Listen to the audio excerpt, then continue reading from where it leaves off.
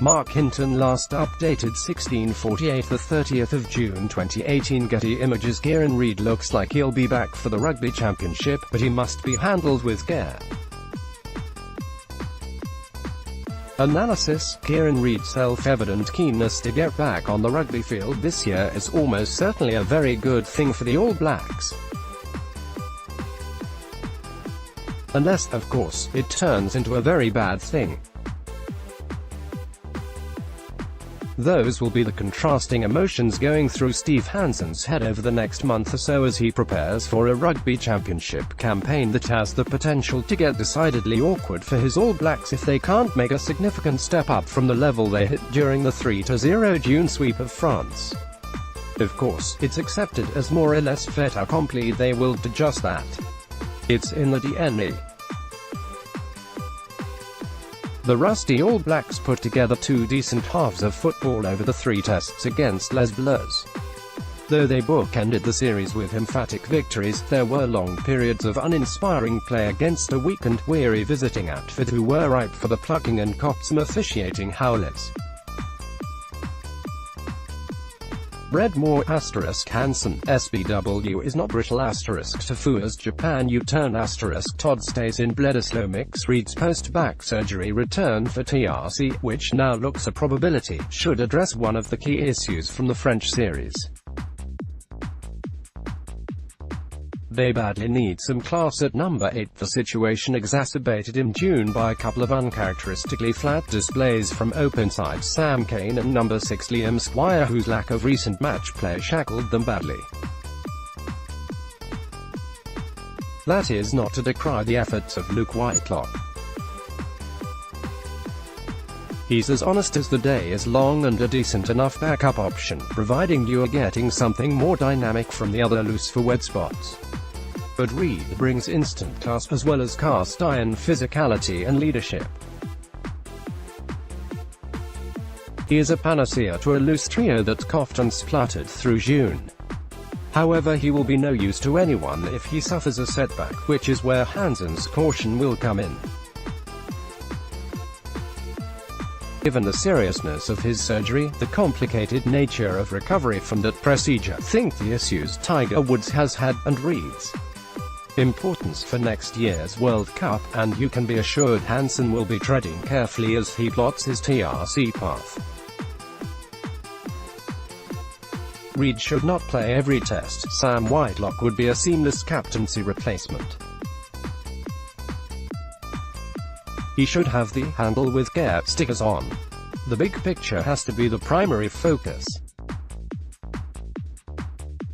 With that in mind, here are the 5 burning questions, asked and answered, for the All Blacks post-June. What were the big positives out of the French series? Scott Barrett and Rico Ione were the individual standouts. Jordie Barrett continued his development. There's depth building across the board. Who figured Jackson Hemerfor would get a crack? Damian McKenzie logged valuable experience at number 10.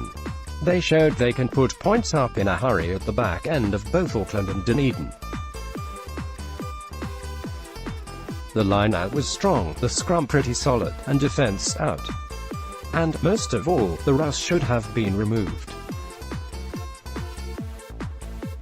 Add feedback. Who drops out of the loose mix to make way for Kieran Read? Shannon Frizzell is an obvious choice. His time will come, but right now he's a project. But with Read back, it might be a luxury to carry both Luke Whitelock and Jordan Tafua. They know what the Highlanders' hard man brings. It might be time to give Tafua a crack. A change of heart on heading to Japan might be a hint there. And how many 7s can they take? If it's 2, could Matt Todd, so very good in Dunedin, displace the unlucky Andy Saviour? Some tight calls loom. 5 into 4 doesn't go, so what happens in midfield? Sonny Bill Williams could be touch and go, with Tanner Umaga confirming it's a 6 to 8 week AC joint injury. If fit, he and Ryan Crotty are the certainties. Then it's the best 2 of Nani Laumape, Anton Lienert-Brown and Jack Goodhue.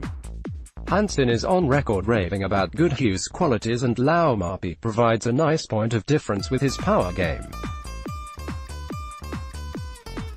Leanit Brown would be dreadfully unlucky, but could pay for a flat dune if there's only room for 4. Are the All Blacks any wiser about the best back 3? They should be on one score.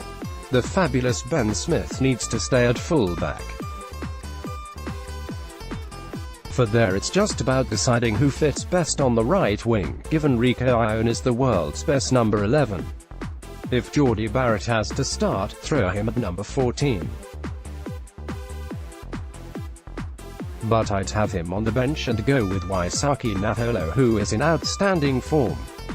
And can anyone make a late run? Izzy Dag will try, and Ben Lam and George Bridge are playing well. They would have to unseat near Milner Scudder. Can the All Blacks expect tougher opposition in 2018? Of course, much tougher. The Springboks look to be resurgent and have a new belief under Rassie Erasmus. And the Wallabies have made some significant improvements, not the least up front where they have some real attitude, and David Pocock back. This might be the most competitive championship in a while. Both will fancy their chances of ending the long run as All Blacks whipping boys. Bledisloe should be a beaut. Sunday Star Times.